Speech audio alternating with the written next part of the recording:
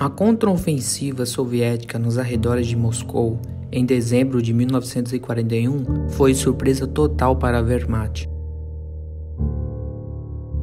Os alemães estavam certos de que o Exército Vermelho estava quase acabado. O período inicial da Operação Barbarossa foi um verdadeiro pesadelo para o Exército Vermelho. Ao longo de vários meses, a Wehrmacht ocupou toda a região do Báltico, a região da Bielorrússia e grande parte da Ucrânia. Centenas de milhares de soldados soviéticos foram mortos ou capturados, enquanto os alemães se aproximavam das principais cidades do país, Leningrado e Moscou. No início de outubro de 1941, a apenas 200 quilômetros da capital, perto de Vyazma, 4 exércitos soviéticos cercados perderam cerca de 1 milhão de soldados, fossem eles mortos, feridos ou capturados. Moscou estava praticamente sem defesa naquela altura. Em 15 de outubro, a cidade entrou em pânico. Seus moradores fugiram em massa para o Oriente e o caos foi acompanhado de saques e roubos. Foi apenas com a aplicação de medidas duras, incluindo toque de recolher e patrulhas militares, que as autoridades conseguiram normalizar a situação. Até que as unidades de reserva da Sibéria, dos Urais e do Extremo Oriente chegassem para defender a capital. O comando soviético tentou ganhar tempo e retardar o inimigo o máximo possível. Todos os regimentos e divisões disponíveis foram lançados nas linhas de defesa construídas às pressas nas proximidades de Moscou.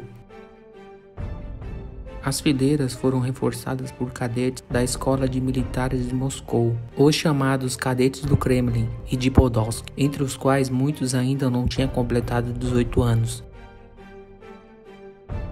Após a formatura, eles deveriam ingressar nas Forças Armadas como comandantes, mas, diante da situação, seguiram para a linha de frente com os soldados russos. Em combates pesados e ferozes, os destacamentos combinados de cadetes da Escola de Infantaria e Artilharia de Podolsk, tendo perdido 2.500 de um total de 3.500 soldados, conseguiram conter o inimigo por 12 dias. Em 7 de novembro, completou-se o 24º aniversário da Revolução Bolchevique e um desfile militar foi realizado na Praça Vermelha. Algumas das unidades que dela participaram marcharam direto para a linha de frente, que se aproximava cada vez mais da capital. Em suas memórias, o Marechal Zhukov descreveu o momento. Esse evento desempenhou um papel importante no fortalecimento da moral do exército e do povo soviético e foi de grande importância internacional.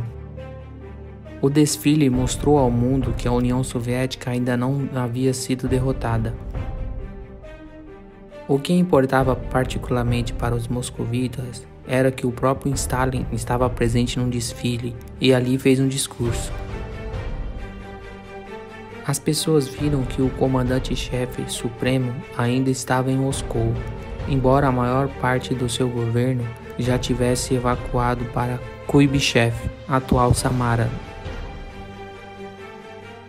Em 2 de dezembro, as unidades da 2ª Divisão Panzer da Wehrmacht ocuparam a aldeia Krasnaya, a apenas 30 quilômetros do Kremlin. Considerando o vasto território e os recursos humanos da União Soviética, os líderes militares alemães compreenderam que a guerra ainda não havia acabado, mas tinham certeza de que a espinha dorsal do Exército Vermelho estava fragmentada. Os militares russos não podem mais representar uma ameaça para a Europa, escreveu Franz Halder, chefe do Estado-Maior do Alto Comando do Exército, em um diário de guerra em novembro daquele ano. No entanto, a situação da Wehrmacht em seu caminho rumo à capital soviética não estava indo tão bem quanto a liderança militar alemã gostaria. A resistência do Exército Vermelho e os constantes contra-ataques exauriram e sobrecarregaram as tropas alemãs. A movimentação das unidades blindadas alemãs era dificultada pelos campos minados em todos os acessos à cidade. Além disso, os militares alemães começaram a ter problemas com suprimentos e os seus cavalos estavam morrendo em massa, deixando sem forragem à medida que o inverno se aproximava.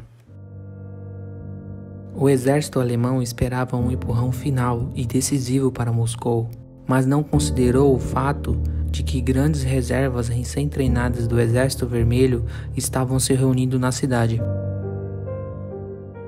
Em 5 de dezembro, as tropas da Frente Ocidental, lideradas pelo general Zhukov, e a Frente Sudoeste, comandadas por Timoshenko, lançaram uma contraofensiva em grande escala. As tropas alemãs começaram a recuar rapidamente da capital. Em alguns pontos, a retirada se transformou em um voo em pânico, e as unidades do Exército Vermelho tomaram sistemas de artilharia abandonados pelo inimigo. Em 19 de dezembro, Adolf Hitler substituiu Walter von Braust, comandante-chefe do exército alemão. Demitiu Fedor von Bock, comandante do grupo de exércitos Centro. O comandante do 2º Grupo Panzer, Hans Guderian, que também perdera seu posto, escreveria anos depois em seu livro Memórias de um Soldado: o ataque a Moscou falhou. Todos os sacrifícios e esforços das nossas valentes tropas foram em vão. Foi somente no início de janeiro de 1942 que os alemães estabilizaram a linha de frente. Ao infligir um golpe na Wehrmacht, o Exército Vermelho conseguiu empurrar os adversários de 100 a 250 quilômetros de Moscou. Assim foi capaz de liberar territórios significativos e, em geral, eliminar a ameaça à capital. Mas os planos ambiciosos da liderança militar de continuar a ofensiva e derrotar completamente o grupo de exércitos do centro resultaram em combates intensos, tentativas árduas de escapar do cerco e perdas para as tropas soviéticas. Apesar do triunfo na Batalha de Moscou e do colapso da Blitzkrieg, o ponto de inflexão na guerra ainda estava por vir.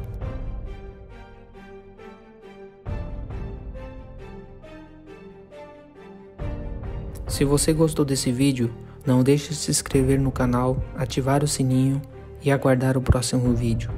Obrigado.